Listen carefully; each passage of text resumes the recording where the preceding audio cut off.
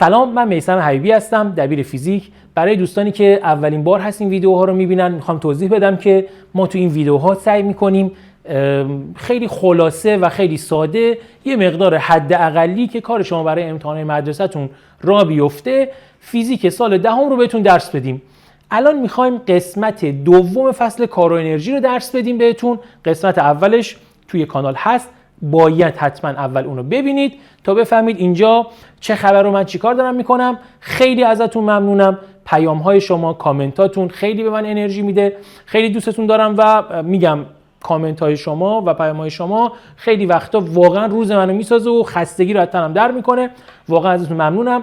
ویدیوها رو ببینید، اگه براتون مفید بود حتما لایک کنید، حتما به دوستاتون هم در واقع برای دوستاتون ویدیوها رو بفرستید که اونام ببینن، کارشون را بیفته و بتونن مثل شما توی مدرسه نمره خوبی بگیرن. بریم سراغ قسمت دوم فصل کار و انرژی. یادتون باشه که حتما برای اینکه بفهمید الان چی دارم میگم و این سوالا رو چجوری دارم حل میکنم باید قسمت اولش که تو کانال هست ببینید، بعد این ویدیو رو ببینید. فصل کار و انرژی توی کتاب درسی یه جورایی میاد 2 تا روش حل برای حل سوال ها به دانش آموز یاد میده. یکیش اینیه که الان من میخوام بگم، کار و انرژی جنبشی، و بعدی هم روش حل به در واقع حل به روش انرژی مکانیکی هست.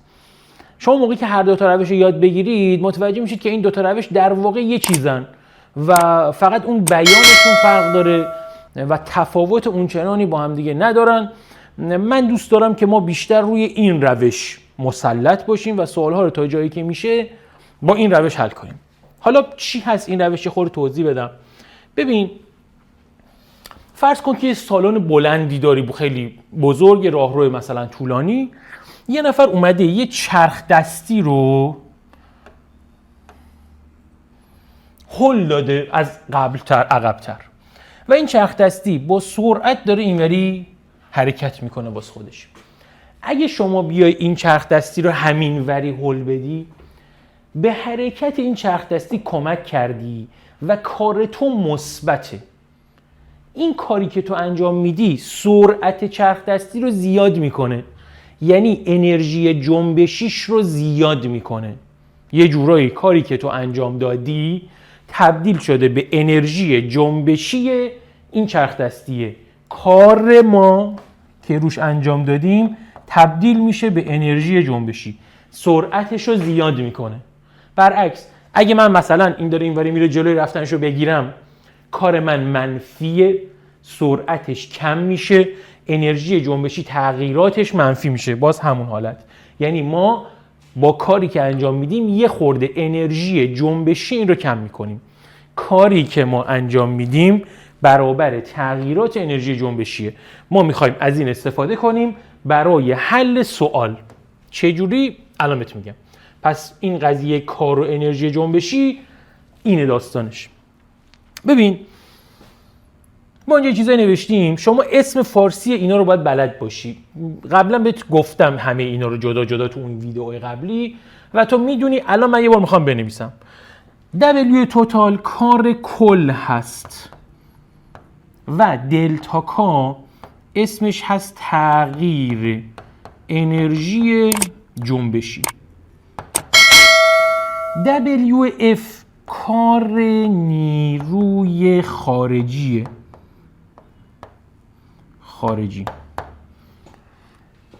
مثلا موتور خودرو، آسانسور، بالابر، پمپ، ماهیچه ها، همه اینها WF بزرگ هستن. WMG کار نیروی وزنه و WF کوچیک کار نیروهای مقاومه مثل استکاک و مقاومت هوا. دلتا کام که گفتم، اینام باز شده اینه. مثلا W میشه FT کوسینوس تتا، WMG میشه مثبت منفی MG دلتا H. تو ویدیو قبلی گفتم WF کوچیک هم میشه FT کوسینوس 180. راجع به 180 صحبت میکنم. باز شده دلتا کام میشه 1/2 MV22 منهای V12. خب یه دقیقه من دقت کن. من اینجا نوشتم دلتا کا اینجا. خب این ور این سه تا WF بزرگ، WMG و WF کوچیک باز شده دلتا کا هستن. یعنی هر وقت میگم دلتا کا رو باز کنیم باید به جای دلتا کا این سه تا رو بنویسیم. هر وقت بگم دلتا کا رو باز W توتال رو باز نمی کنیم، قبلی رو اشتباه گفتم یه بار دیگه میگم، هر وقت گفتم W توتال رو باز کنیم باید به جاش این سه تا رو بنویسیم. هر وقت گفتم W توتال رو کار کل رو باز نمی کنیم پس همون جوری میایم مینویسیم. درست شد؟ پس باز شده این میشه این سه تا. اگه گفتم باز میکنیم اینجوری مینویسیم، اگه گفتم باز نمیکنیم خودش رو میاریم مینویسیم. باز شده WF بزرگ میشه این FT کوسینوس تتا. باز شده WMG میشه MG دلتا H و باز شده WF میشه FT کوسینوس 180 درجه. باز شده دلتا کا میشه این.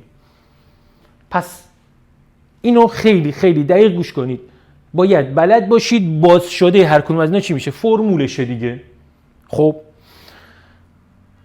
حالا یعنی چی باز میکنیم باز نمیکنیم؟ ببین اولا یه سری نکته باید اینجا بگم چون خیلی طول میکشه اینجا نوشتنش سخته. من میگم شما واسه خودتون بنویسید. نکته یک این، ما همه فرمولای این فصل، همه سوالهای این فصل رو با همین فرمول حل میکنیم بجز سوالهایی که توش کلمه انرژی پتانسیل یا انرژی مکانیکی داشته باشه. بقیه رو ما ترجیح میدیم با همین سوال با همین فرمول حل کنیم. این نکته اول.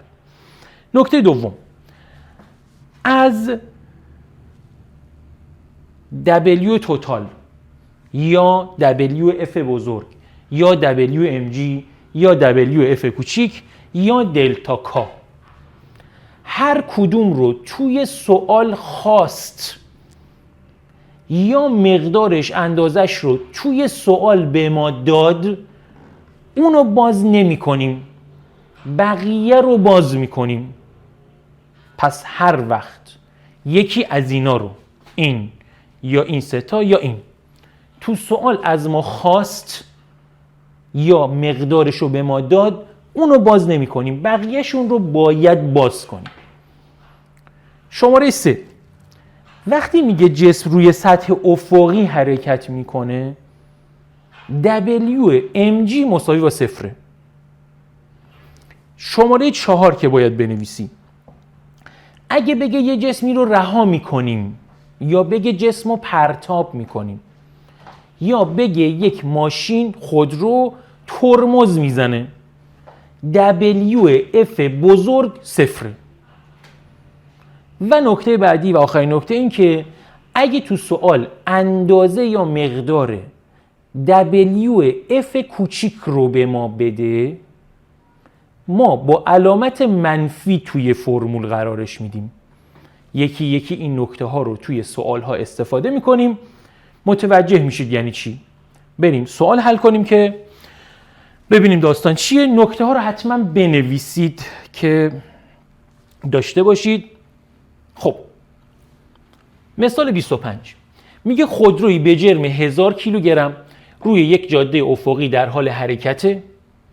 اگه سرعت خودرو از 10 متر بر ثانیه به 20 متر بر ثانیه برسه کار کل انجام شده روی خودرو چند ژوله؟ از ما کار کل یعنی W توتال رو میخواد.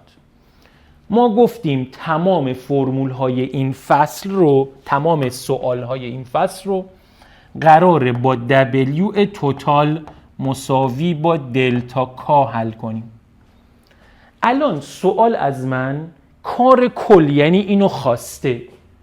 گفتم اگر یک کمیتی مثل کار کل رو از ما خواست اونو باز نمی کنیم، یعنی اینو همینجوری این ور مساوی دوباره می نویسیم W توتال.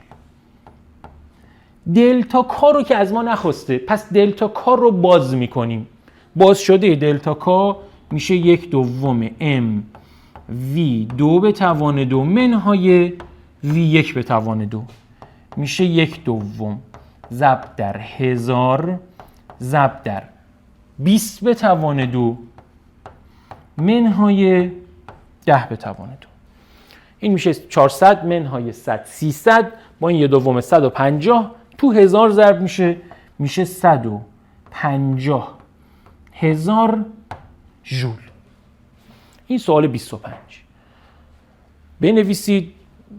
قبلا گفتم الان بازم دارم میگم میتونید نوشته شده این جزوه رو، یعنی همینه که الان مینویسم رو، توی تلگرام به این شماره پیام بدید، بگید آقا من جزوه فصل کار و انرژی که توی یوتیوب گفتی رو میخوام، من این فایل PDF رو برات میفرستم، میتونی داشته باشی.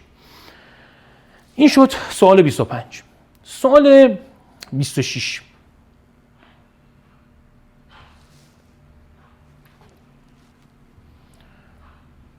سوال 26 مال کنکور سراسری سال 403 است. میگه یه توپ فوتبال به جرم 450 گرم از نقطه پنالتی با تندی 20 متر بر ثانیه به طرف دروازه‌بان شوت میشه. توپ با تندی 16 متر بر ثانیه به دستان دروازه‌بان برخورد میکنه. کار کل انجام شده روی توپ چند ژوله؟ کار کل یعنی W توتال رو از ما میخواد. ما قرار شد هر چی سوال داریم با فرمول W توتال مساوی با دلتا کا حل کنیم. W توتال مساوی با دلتا کا. چی رو از ما میخواد؟ کار کل یعنی این. پس اینو باز نمی کنیم، من همینجوری می نویسم. دلتا کا رو که از من نخواسته باید باز کنم. باز شده دلتا کا چی میشه؟ 1/2 M V2 به توان 2 منهای V1 به توان 2. اینو باید جاگذاری کنم. 1/2 ضرب در جرم توپ 450 گرمه میشه 45 صدم کیلوگرم. جرم رو باید به کیلوگرم بذاریم دیگه، SI باشه. سرعتش اول 20 بوده، بعد میشه 16، این V2. پس میشه 16 به توان 2 منهای 20 به توان 2. این میشه 256، این میشه 400. کم میکنیم میشه منفی 144. یه دوم توش ضرب میکنیم میشه یه دوم توش ضرب میکنیم میشه 72. 45 صدم ضرب در 72 میشه منفی 32 و 400. این منفی 72 دیگه میشه منفی 32 و 4 ژول. گزینه 3. این شد سوال 26. بریم سراغ سوال 27. از اینجا به بعد یه سری از سوالا برای اینکه وقتمون اینجا کمتر گرفته بشه، من اولش رو نوشتم، چون اینجا نوشتنش وقت گیره، اینو نوشتم. پس این چیزی نیست که سوال به شما داده باشه، این چیزیه که ما باید بنویسیم. خب توی چند تا سوال بعدی این وجود داره، جزء حل سوال هست. میگه خودرویی به جرم 1000 کیلوگرم روی یک جاده افقی در حال حرکته. راننده با دیدن مانعی ترمز میکنه و سرعت خودرو از 20 متر بر ثانیه به 10 متر بر ثانیه میرسه. کار نیروی استکاک چند ژوله؟ ببین سوال از ما کار نیروی استکاک یعنی WF کوچیک رو خواسته. WF کوچیک میشه کار نیروی استکاک و کار نیروی مقاومت هوا، هر چیزی که انرژی رو تلف میکنه. پس سوال از من چی خواسته؟ WF کوچیک رو میخواد. ضمناً گفته که این خودرو داره روی جاده افقی حرکت میکنه. تو نکته ها بهتون گفتم که هر وقت خودرو روی جاده افقی حرکت میکنه، جسم روی جاده افقی حرکت میکنه، کار نیروی وزنش میشه 0. بعد گفته راننده با دیدن مانع ترمز میکنه. ببین موقعی که ترمز داریم توی ماشین، موقعی که میگه جسم رو رها میکنیم یا جسم رو پرتاب میکنیم، WF بزرگ 0. خب ما سوالمون رو قرار شد با W توتال مساوی با دلتا کا حل کنیم دیگه. با این تو 2 تا سوال قبلی که حل کردیم سوال از شما کار کل خواسته بود، اینجا کار کل از شما نخواسته. پس این باید باز بشه. این وره این فلشمون باز شده شو نوشتیم. باز شده W توتال میشه WF بزرگ به علاوه WF کوچیک به علاوه WMG. دلتا کام که داریم. الان از این 3 تا 2 تاش 0 شد چون ترمز میکنه، این 0 و چون رو جاده افقی این صفر، این میمونه و این WF کوچیک رو از ما میخواد و چون از ما میخواد اینو باز نمی کنیم، اینو باز میکنیم، یعنی دوباره یه دونه نتیجه میدهد. مینویسی آقا WF کوچیک میشه 1/2 M V2 به توان 2 منهای V1 به توان 2. اینو میخوام دیگه، اینو جاگذاری میکنم 1/2 ضرب در 1000 ضرب در 10 به توان 2 منهای 20 به توان 2. این میشه 100 منهای 400 میشه منفی 300، 1/2 توش ضرب میشه منفی 150 در 1000 ضرب میشه منفی 150,000 ژول. یه چیزی هم یاد باشه، هر وقت تو سوال WF کوچیک اومدی حساب کنی، نتیجه حساب کتابت باید یه عدد منفی بیاد. اگر یه موقع حساب کتاب کردی عدد مثبت شد، بدون که یه جای کار رو اشتباه جاگذاری کردی. اینو حواست بهش باشه. خب این شد سوال 27. بریم سوال 28. میگه خودرویی به جرم 2 تن یعنی 2000 کیلوگرم شما باید بلد باشی که هر 1 تن میشه 1000 کیلو. روی یک جاده افقی یعنی WMG صفره، با تندی 10 متر بر ثانیه در حال حرکته. راننده با دیدن مانعی ترمز میکنه. گفتیم وقتی خودرو ترمز میکنه WF بزرگ صفره. خودرو پس از طی مسافت 4 متر می ایستد. وقتی یه چیزی وامیسته سرعتش میشه صفر دیگه. سرعتش اول چند بوده؟ 10، آخر سر شده صفر.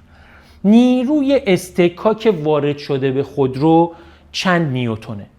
تو سوال قبل از ما کار نیروی اصطکاک رو میخواست، یعنی WF کوچیک. الان از ما خود نیروی اصطکاک رو میخواد، یعنی F و خود نیروی اصطکاک رو میخواد. نگاه کن، ما همه سوال ها رو با W توتال مساوی با دلتا K حل میکنیم.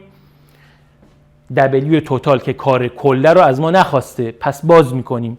باز شدهش میشه WF بزرگ به علاوه WMG به علاوه WF کوچیک، اینم دلتا K. از این سه تایی که اینجا نوشتیم 2 تاش صفره، چون سوال اینجوری گفته این صفره اینم صفره. تو سوال قبلی از ما WF کوچیک رو میخواست، باز نکردیم، ولی اینجا خود F کوچیک رو میخواد. گفته نیرو چقدره، نگفته کار نیرو چقدره. پس این باید باز بشه، اینم باید باز بشه. باز شده این میشه F کوچیک D کوسینوس 180. باز شده اینم میشه 1/2 M V2 به توان 2 منهای V1 به توان 2. من راجع به این که چرا این 180 الان این که نوشتم جوابش آوردم توضیح میدم. راجع به این 180 توضیح میدم. سوال الان اگه گفتی چی رو میخواد؟ اینو میخواد. خود نیروی اصطکاک رو از ما میخوادش. حالا عددی که داریم رو جاگذاری میکنیم. F کوچیک رو میخواد، دیمون 4 متر، گفته بعد از 3 مسافت 4 متر میایستد.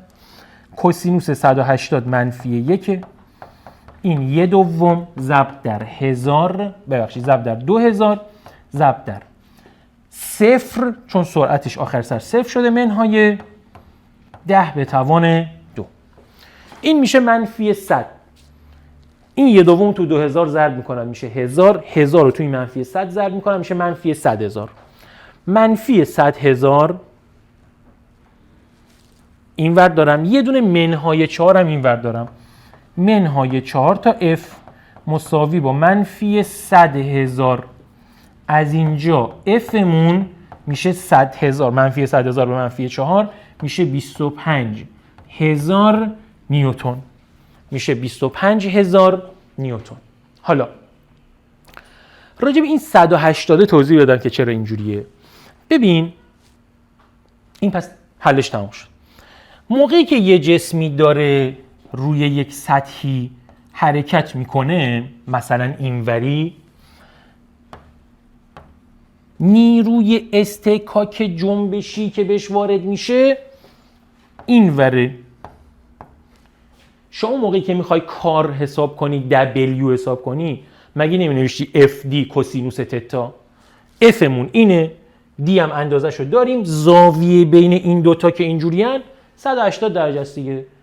من دیگه موقع نوشتن تو همین فرموله نوشتم اینو برای شما، اینجا نوشتم 180، شما هم همینجا بنویسید، خیلی هم خوبه، احتمال اشتباه کردنتون رو بعداً کم میکنه و راحت‌تر، هیچ اشکالی هم نداره. پس این 180 که اون موقع گفتم از اینجا اومده. بریم سوال 29 رو حل کنیم. میگه خودرویی به جرم 1000 کیلوگرم روی یک جاده افقی در حال حرکت. آقا جاده افقی یعنی چی؟ یعنی WMG 0. درسته؟ سرعت خودرو از 10 به 20 متر بر ثانیه میرسه. این V1، این V2 و اندازه کار نیروی مقاومت هوا روی خودرو در این مدت 50,000 ژوله. ببین اینجا رو نکن، گفته اندازه کار نیروی مقاومت هوا 50,000 ژوله. آقا نیروی اصطکاک و نیروی مقاومت هوا تو حرکت خودرو مزاحم حرکتن، یعنی کارشون منفیه، یعنی WF کوچیک من منفی 50,000 ژوله. ولی اینجا اومده گفته اندازش اینقدره که تو رو گول بزنه، تو اینو با عدد مثبت بذاری، ولی تو باید حواست باشه گول نخوری یه موقع. پس ما اینو خوریم پایین‌تر، ما اینو که میبینیم میگیم اندازه کار نیروی مقاومت هوا یا اصطکاک فلان قدره، باید اینجوری بنویسیم آقا WF کوچیک میشه منفی 50,000 ژول، منفی 50,000 ژول. خب توی اون نکته های صفحه 23 هم گفتم بهتون که اگر اندازش رو گفت به شما با علامت مثبت گفته، شما با علامت منفی تو فرمولتون جاگذاری کنید. خب گفتیم که ما سوال هامون رو با W توتال مساوی با دلتا کا حل میکنیم. W توتال کار کله، تو سوالم که از من کار کل نخواسته، کار نیروی موتور خودرو خواسته. نیروی موتور خودرو WF بزرگه، این هم من خواسته. پس این باید باز بشه. باز شده W توتال چی میشه؟ WF بزرگ، WMG، WF کوچیک. این هم که دلتا کا. ما از اینا چی رو صفر داریم؟ چون رو جاده افقیه اینو صفر داریم. بعد سوال اینو هم به ما داده، اینو به ما داده، اینو از ما میخواد. من توی اون صفحه گفتم شما نکته ها رو قرار شد بنویسید. اگر یکی از این W ها رو از ما بخواد یا به ما بده باز نمی کنیم، در غیر این صورت باز میکنیم. الان واسه من 3 تا آیتم مونده، 1 2 3. اینو میخواد باز نمی کنیم، اینو داده باز نمی کنیم، این باید باز بشه. چجوری میشه حالا؟ چیکار میکنیم؟ می نویسیم WF بزرگ باز نمی کنیم، منهای 50,000 تا، حالا فعلا می نویسم WF کوچیک دارم دیگه، مساوی با 1/2 M V22 منهای V1 به توان 2. WF بزرگ جاگذاری کنم، اینجا باید بنویسم به علاوه این. من اول میخواستم عدده رو بنویسم، بعد گفتم خودش رو بنویسم، اینجا عدده رو بنویسم، منهای 50,000 تا. اگه میخوای خود WF رو اینجوری بنویسی باید مثبت بذاری. من منفی رو اول گذاشتم، بعد خودش رو نوشتم، یادم رفت منفیشو مثبت کنم. منهای 50,000 تا مساوی با 1/2 ضرب در 1000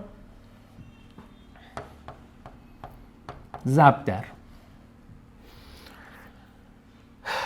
20 به توان 2 منهای 10 به توان 2. سرعت از 10 رسیده به 20. 20 به توان 2 منهای 10 به توان 2. خب 400 منهای 100 میشه 300. 1/2 رو توش ضرب میکنم میشه 150 در 1000 میشه 150,000 تا. این منفی 50,000 تا میره اونور میشه مثبت 50,000 تا. با این 150,000 تا میشه 200,000 تا. WF میشه 200,000 1000 ژول. این شد سوال 29 جوابش. بریم سراغ سوال سی. سوال سی یه تیپ سوال خیلی مهمه. توی کتاب درسی سوال اومده، تو کنکور سوال اومده، کلا سوال خیلی پرتکراریه. قلق و روش حلش اینیه که الان دارم بهتون میگم. یه دقیقه گوش کنید کامل یاد بگیرید. احتمال اینکه مثلا شما ببینید این رو تو امتحان مدرسه‌تون خیلی زیاد هستش. میگه برای اینکه سرعت جسمی با جرم معین از 0 به v برسه باید کار W1 روش انجام بشه و برای اینکه سرعت از v به 3v برسه باید کار W2 روش انجام بشه. نسبت W2 به W1 چقدره؟ نسبت W2 به W1 چقدره؟ ببین سوال از من خواسته W2 رو به W1 حساب کنم. ما الان هی داریم میگیم دیگه W مگه مساوی با دلتا کا نیست؟ پس من به جای W2 میذارم دلتا کا 2، به جای W1 میذارم دلتا کا 1. خب فرمول دلتا کا هست 1/2 m v2 به توان 2 منهای v1 به توان 2. اینجام 1/2 m v2 به توان 2 منهای v1 به توان 2. یه دقیقه به متن سوال دقت کن. کار W1 که روی جسم انجام شده سرعتش از 0 رسیده به v و کار W2 که روش انجام شده سرعتش از v رسیده به 3v. ببین W1 که وقتی انجام شده سرعتش اول 0 بوده شده v، یعنی من به جای این باید 0 بذارم، به جای این باید چی بذارم؟ v.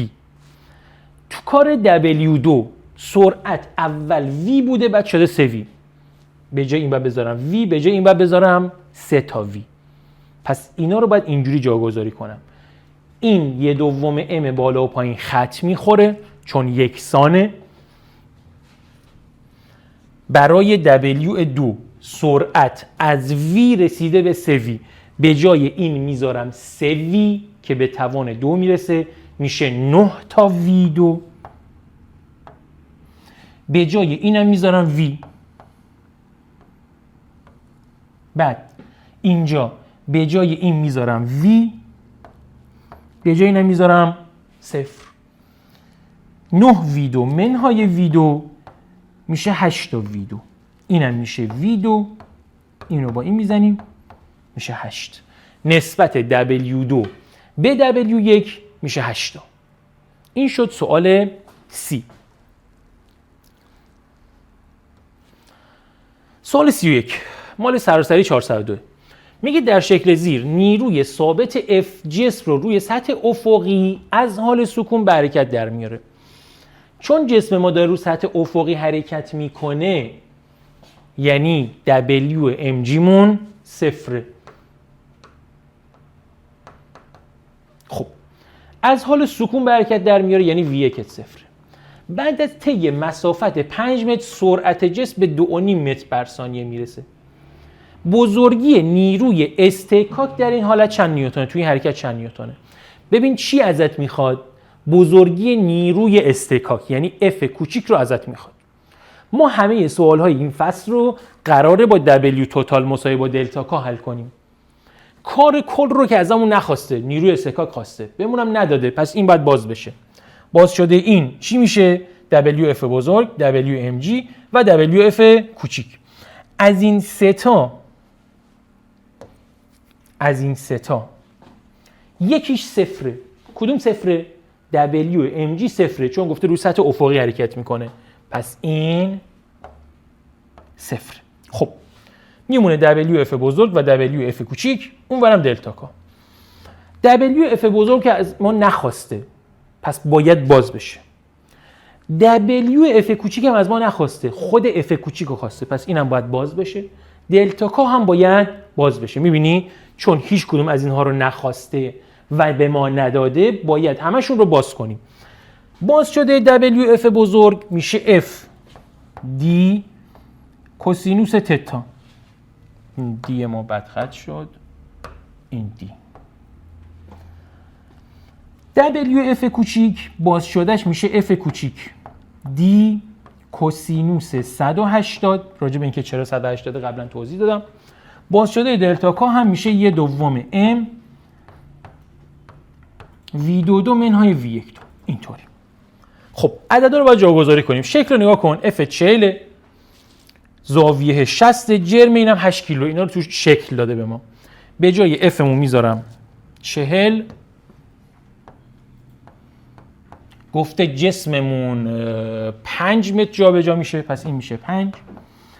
کوسینوس 60. F کوچیک رو سوال از من میخواد. دیم 5 متر، کوسینوس 180 منفی 1. اینم 1/2 ضرب در جرممون که اینجا داریم 8. سرعتمون از 0 رسیده به 2.5 میشه 2.5 به توان 2 منهای 0. 2.5 به توان 2 میشه 6.25. این 1/2 تو 8 ضرب میشه 4. 4 ضرب در 6.25 میشه 25 تا. این ور پس من یه دونه 25 دارم. اینم 40 ضرب در 5 میشه 200 با کوسینوس 60 که میشه 1/2 ضرب میشه 100. این 100 میره اون ور میشه منفی 100. این ور یه دونه 25 داشتم دیگه، از 25 کم میشه، یعنی میشه 25 منهای 100 میشه منهای 75. 100 میره اون ور میشه 25 منهای 100 میشه 75 منفی. پس منهای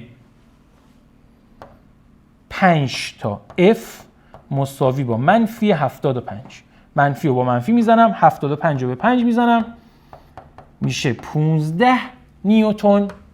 گزینه 3. این سوال 3.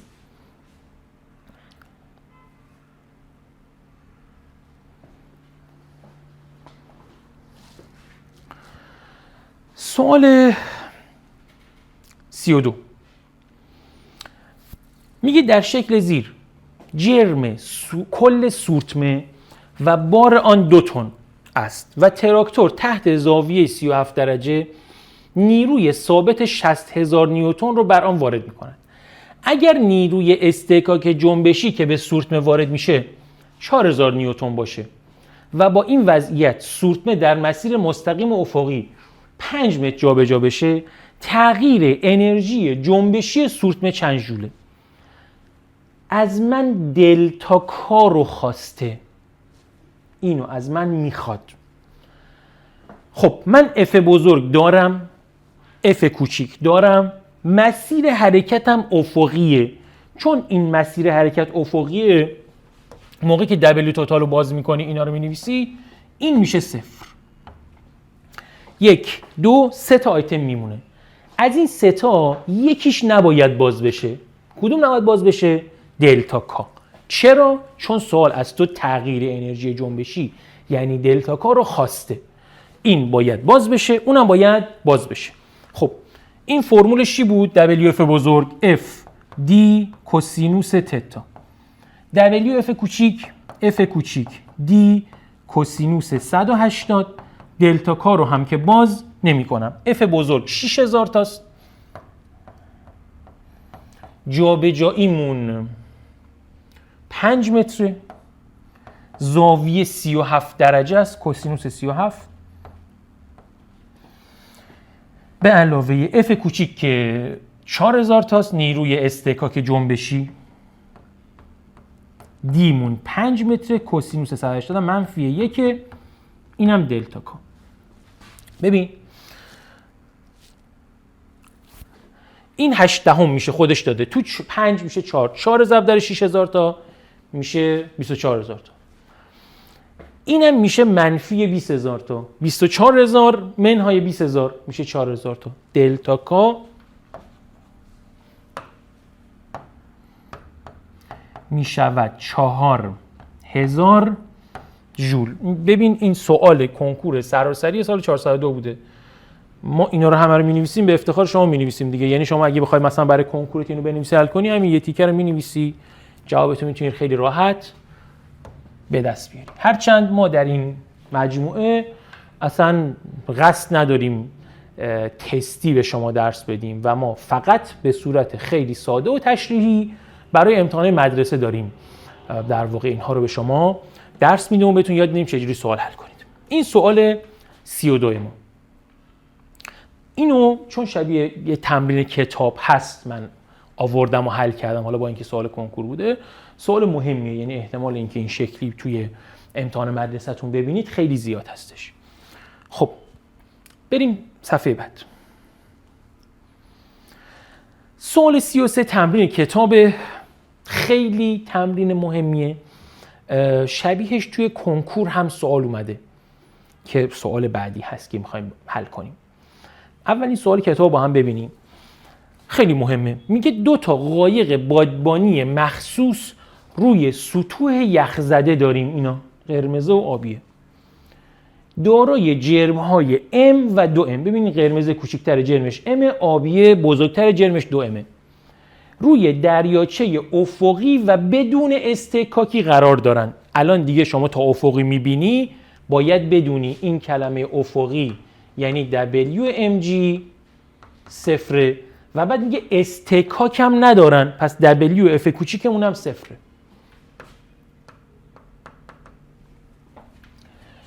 نیروی ثابت و یکسان F با وزیدن باد به هر دوتا وارد میشه.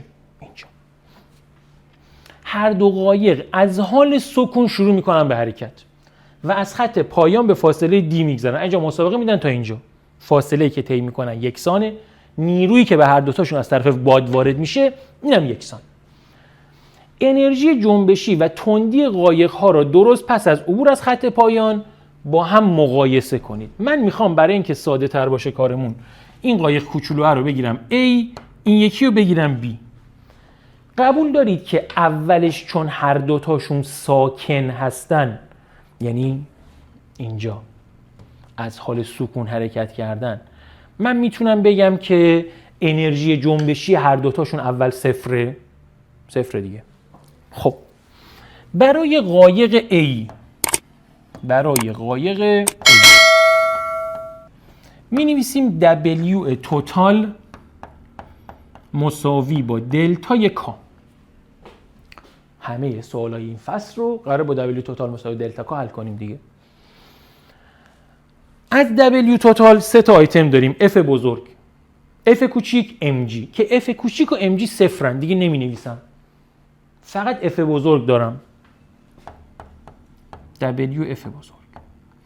بعد چون خواسته انرژی جنبشی ها رو مقایسه کنیم، من دیگه این دلتا کا رو به صورت 1/2 MV 2 منهای V1 نمی نویسم، فقط می نویسم K2 منهای K1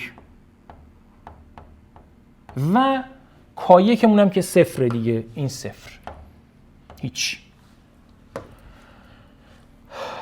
WF بزرگ میشه F D کوسینوس تتا.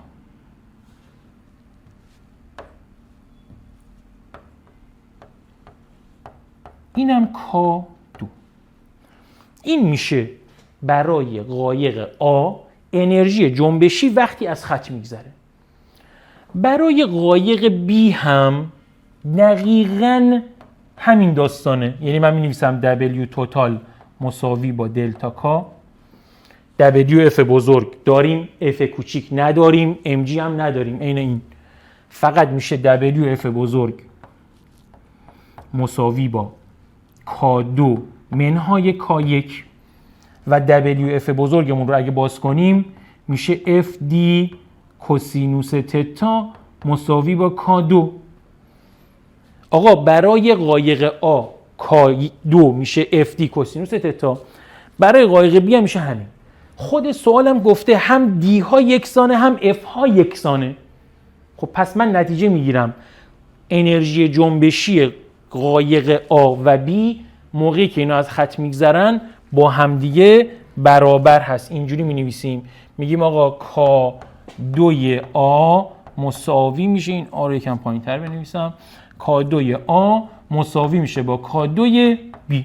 پس انرژی جنبشی هاشون با هم دیگه برابر میشه. خیلی خیلی سوال مهمیه، حواست جمع باشه بشه. خب حالا میخوام برم سرعت تندیشم بررسی کنم دیگه. وقتی اینا انرژی جنبشی هاشون با هم برابره، فرمول انرژی جنبشی مگه نیست 1/2 mv²؟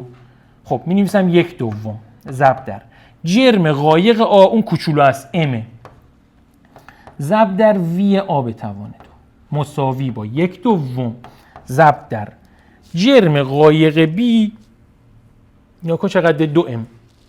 پس می نویسم 2m ضرب در v b به توان 2. بایزه شما این 1/2 و m رو میزنیم بره. این وی آ رو میبرم زیر این وی بی میذارم که ببخشید وی بی رو میارم این ور زیر آ میذارم که 2 اونور بمونه، یعنی میشه وی آ 2 به وی بی به توان 2 مساوی با 2. ببین این اومد این پایین تو مخرج این توان 2 مال جفتشونه، جذر میگیرم وی آ به وی بی میشود رادیکال 2 تا. اینم نسبت سرعت هاشون. اگر یه جورایی بخوایم حفظ کنیم، نسبت سرعت ها میشه رادیکال نسبت جرم هاشون، البته در واقع نسبت عکس جرم هاشون که حالا میگم به چه دردی میخوره. این شد سوال خیلی مهمی که اینجا داشتیم. سوال 33 ما مربوط به کتاب درسی، از اینجا شروع شد تا این ته. بریم سراغ سوال بعد.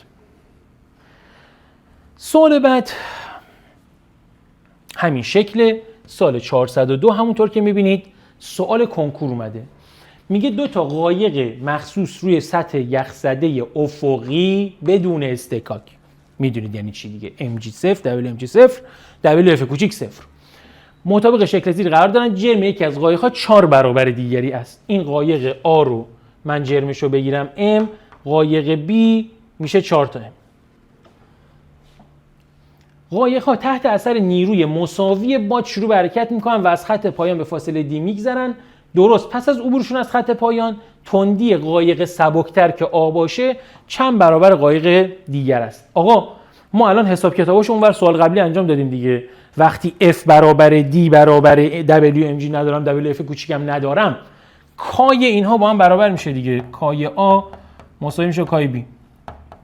پس 1/2 M وی آ به توان 2 مساوی میشه با 1/2 ضرب در 4M جرم 4M ضرب در وی بی به توان 2.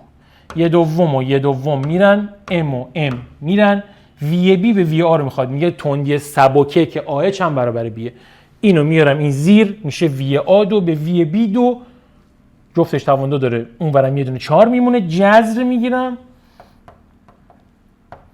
میشه 2 تا. از اول هم میتونستیم بگیم دیگه، مگه جرم یکی 4 برابر اون یکی نیست، میشه رادیکال 4 که میشه 2. همون چیزی که آخر سوال قبل گفتم. چون خیلیاتون از من پرسیدید اینم بهتون بگم. ببینید ما اینجا چون وقتمون محدوده، خیلی اکثر شماها این ویدیو رو شب امتحان میبینید، فقط اون سوالای حداقلی که میدونیم احتمال خیلی زیاد توی امتحان میاد رو برای شما حل میکنیم و با روش‌های تشریحی هم حل میکنیم.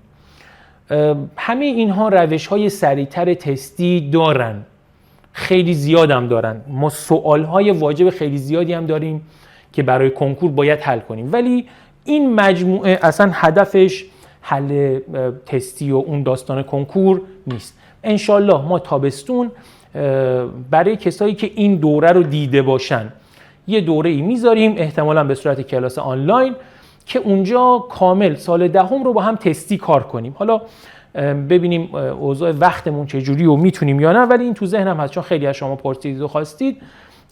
این رو هم انجام میدیم، ولی فعلا تا انشالله آخر امسال ما تشریحی اینها رو به شما درس بدیم. شما فعلا همین ویدیوها رو خوب ببینید، تا بستون انشالله رو تستیش اگه وقت شد و عمری باقی بود با هم دیگه کار میکنیم. بریم سراغ مثال بعدی. اینو نوشتید دیگه. اگه اسکرین شات چیزی میخواید بگیرید. گفتم که میتونید به من پیام بدید، من نوشته شده این رو، همین فایلی که الان دارم میفرستم و مینویسم رو براتون بفرستم. خب آقا اگه دقت میکردید تا اینجا، من هر چی سوال حل کردم تا الان روی سطح افقی بود. من سوالا رو یه جوری چیده بودم که یعنی دسته‌بندیش رو یه جوری انجام داده بودم که فعلا WMG نداشته باشیم. از اینجا میخوایم یه سری سوال حل کنیم که توش WMG هم داریم، یه پله بریم جلو دیگه. پس از اینجا یه سری سوال داریم حل میکنیم که WMG داریم. سوال 35 میگه جسمی رو از ارتفاع 45 متری سطح زمین رها میکنیم. اگر از مقاومت هوا صرف نظر کنیم، تندی جسم هنگام رسیدن به زمین چند متر بر ثانیه است؟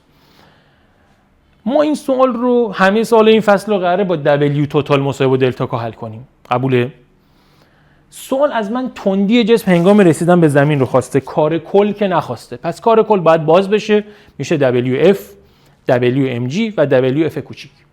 توی نکته ها بهتون گفتم، اون 5 تا 6 تا نکته که نوشتید، گفتم هر وقت بگه جسم رو پرتاب میکنیم یا رها میکنیم، مثل اینجا، WF بزرگمون صفره. پس این صفره. گفته از مقاومت هوا صرف نظر میکنیم، پس WF کوچیکمون هم صفره. اینو دارم و این رو.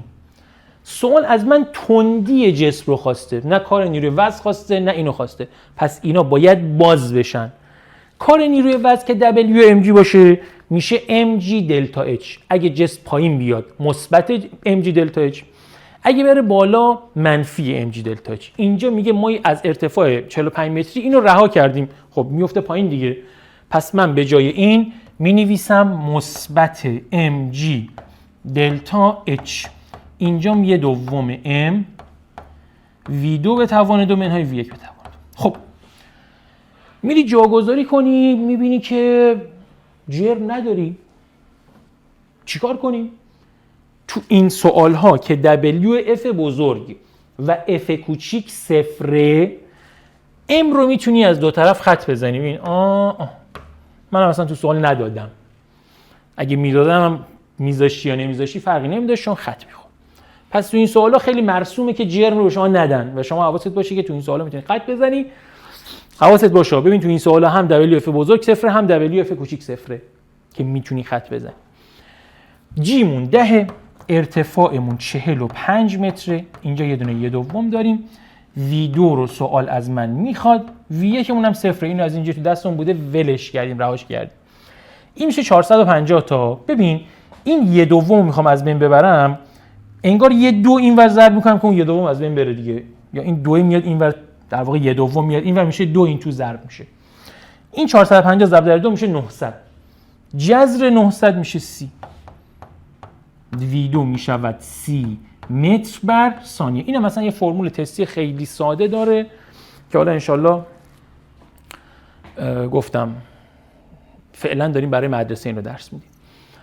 خب این شد سوال 35. بریم سوال 36. میگه در شرایط خلا از سطح زمین توپی رو با تندی 20 متر بر ثانیه به طور عمودی به طرف بالا پرتاب میکنیم. محاسبه کنید توپ حد اکثر چند متر از سطح زمین بالاتر میره. عزیزان من، اولا شرایط خلا یعنی جایی که مقاومت هوا نداریم. بعضی از بچه‌ها بعضی وقتا من دیدم که فکر میکنن وقتی میگیم شرایط خلا یعنی بی‌وزنی. حواست باشه خلا به این معنیه که ما مقاومت هوا نداریم و وقتی مقاومت هوا نداریم یعنی WF کوچیکمون صفره و چون تو پرتاب شده WF بزرگم صفر. می نویسیم W توتال مساوی با دلتا کا.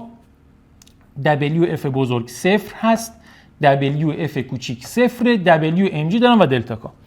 اینو باید باز بشن. چون جسم پرت شده بالا می نویسیم منفی mg دلتا H. اگه پایین بیاد مثبت، بره بالا منفی. به جای دلتا کا می نویسم یه دوم m V2 به توان 2 منهای V1 به توان 2 که گفتیم M ها میتونن برن پی کار زندگی خودشون. منهای 10 ضرب در گفته جسم تا چه ارتفاعی بالا میره، دلتا H رو میخواد از من. مساوی با 1/2 اینجا داستان داریم، من باید راجعش صحبت کنم. آقا وقتی یه توپی چیزی رو بندازی بالا، این هرچی میره بالاتر سرعتش کمتر میشه دیگه، تا جایی که برسه به بالاترین نقطه مسیرش. اینجا یه لحظه سرعتش 0 میشه، بعد میفته پایین. پس در بالاترین نقطه مسیر سرعت ما 0 هست، این میشه 0. و V1 مونم 20 هستش. توپ رو با تندی 20 انداختیم بالا، پس این میشه 20 به توان 2، میشه منفی 400. 1/2 توش ضرب میشه منفی 200. منفیش با این منفی 10 میره، دلتا 10 هم تقسیم میشه 200 به 10 میشه 20 متر. دلتا اچ مون میشود 20 متر. پس توپ رو با سرعت 20 متر بر ثانیه بندازیم بالا، این تا 20 متر میره از سطح زمین بالا، بعد وامیسته میفته پایین. این شد سوال 36. پس نکتهش این بود که در حد اکثر ارتفاع سرعت 0 هستش. بریم سوال 37.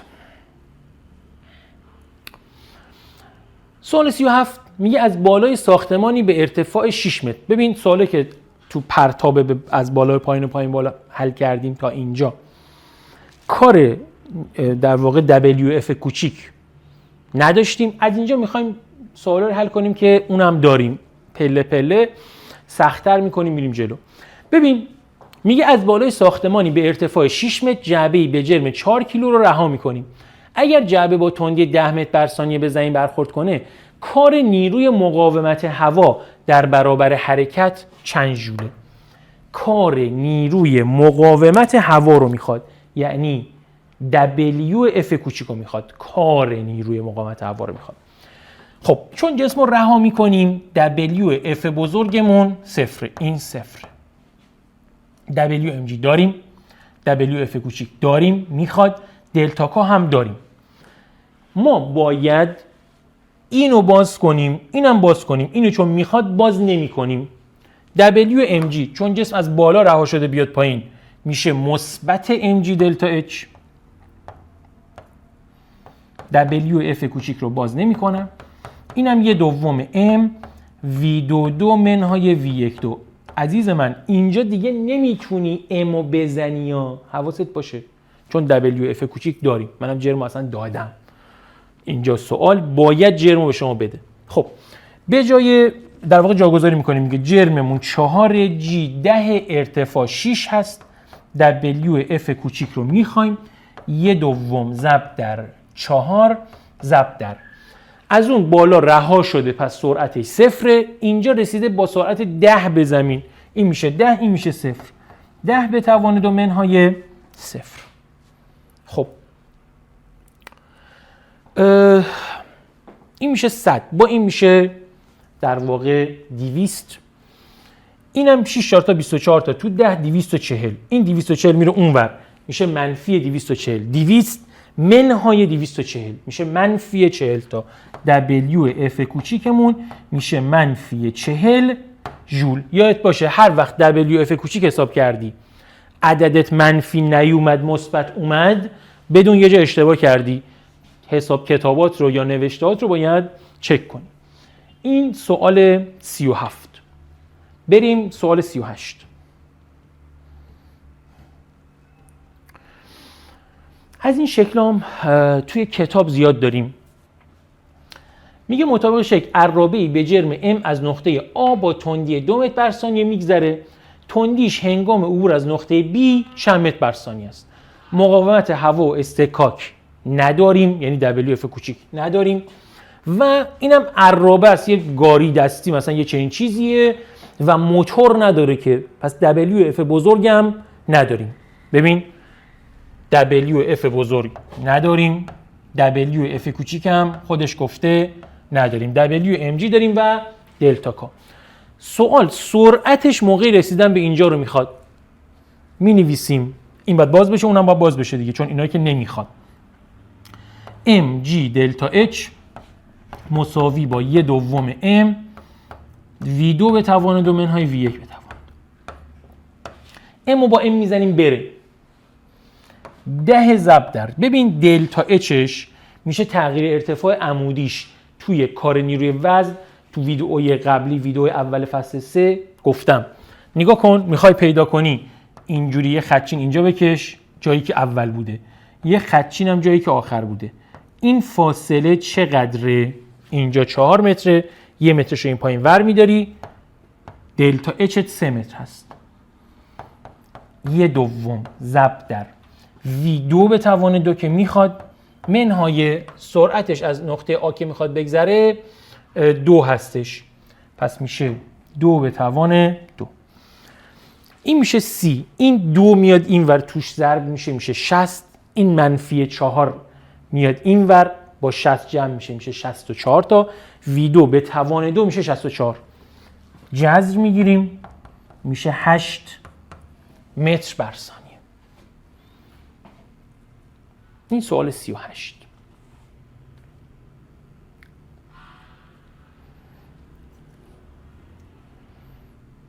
خب اینم تقریبا یکی شبیه که شکل‌های کتاب درسیه. سوال 39 میگه مطابق شکل اگر مطابق شکل هواپیمایی که با تندی 80 متر بر ثانیه در حرکت، بسته‌ای به جرم 100 کیلو رو از ارتفاع 200 متری زمین رها کنه، بسته با تندی 20 متر بر ثانیه به زمین میرسه.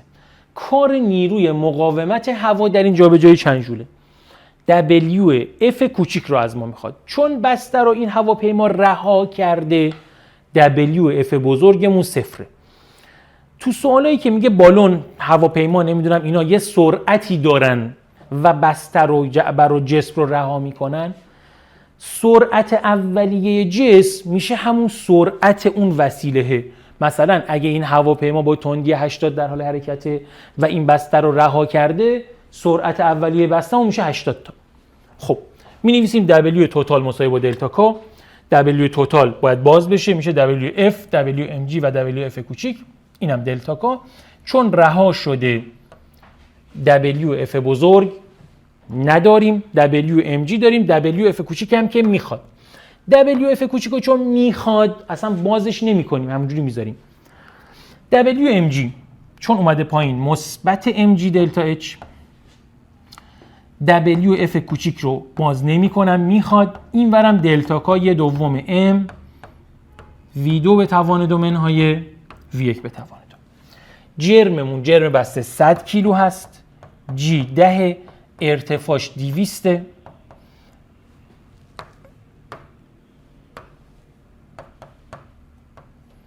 این طرف 1/2 ضرب در 100 ضرب در 20 به توان 2 منهای 80 به توان 2. گفته اینو با سرعت 80 رها کردیم و با 20 رسیده به سطح زمین. 80 به توان 2 میشه 6400 تا، منفی 6400. این 400 20 به توان 2، خب این تبدیل میکنه منفی 6000 تا. 1/2 توش ضرب میشه 3000 تا، با این 100 میشه منفی 300000 تا. این طرف منفی 300000 تا دارم. اینجا یه 200000 تا دارم، 200 ضرب در 1000 که میره اونور میشه منفی 200000. ببین منفی 300000، اینم میاد اینور منفی 200000، با هم جمع میشه WF کوچیکمون میشه منفی 500000 ژول. این سوال 39. بریم سراغ سوال 40. سوال 40 هم مال امتحان نهایی بوده، یه چیزی تقریبا شبیه اینم تو کنکور سوال اومده همین 1-2 سال گذشته. میگه جسم به جرم 2 کیلوگرم مطابق شکل با تندی اولیه 5 متر بر ثانیه از بالا یک سطح شیبدار به پایین پرتاب میشه. چون پرتاب میشه WF بزرگمون میشه 0. تندی جسم در هنگام رسیدن به زمین 8 متر بر ثانیه است. کار نیروی اصطکاک در این مسیر چند ژول بوده است؟ کار نیروی اصطکاک WF کوچیکه. ببین WF بزرگم 0، WMG دارم چون اومده پایین، WF بزرگو میخواد، دلتا K هم دارم چون اومده پایین، WMG مون میشه MG دلتا H مثبت. WF کوچیک رو باز نمی کنیم چون میخوایم، دلتا K رو باز میکنیم 1/2 M V2 به توان 2 منهای V1 به توان. Mمون 2 کیلوه، G 10، دلتا Hمون این 6 متره. تغییر ارتفاع عمودی، ببین اول اینجاست، آخر سر میرسه اینجا، این میشه 6 متر. پس دلتا Hمون هست 6 به علاوه WF، اینم 1/2 ضرب در 2 ضرب در سرعت اون پایین 8 به توان 2 میشه 64، سرعت این بالام 5 به توان 2 میشه 25 تا. این میشه 39 تا. این میشه 120 تا که میره اونور، 39 منهای 120 میشه منفی 81 ژول. اینم سوال 40. خب ما تا اینجا همه مدل سوال از این فصل براتون حل کردیم که دیدید همشون رو با همین فرمول W توتال مساوی با دلتا کا و این روش حل کردیم. باید بریم توی ویدئوی بعدی اول یه سری پیش نیاز بگیم و روش دوم رو به شما معرفی کنیم. بازم تاکید میکنم پیشنهاد من این هست که شما روی این روش مسلط بشید. این روشیه که آسان‌تره، شما بیشتر میفهمید چی کار دارید میکنید و بعدش هم این که موقعی که من میخوام توان رو درس بدم آخر فصل بهتون، این روش اونجا بیشتر بهتون کمک میکنه، راحت‌تر میتونید مثلا کار رو حساب کنید که بعدا اون موقع بتونید باش توان رو حساب کنیم. پس این ویدئو رو حسابی ببینید، سوالهاش رو حسابی حل کنید، بعد برید سراغ ویدئوی بعدی.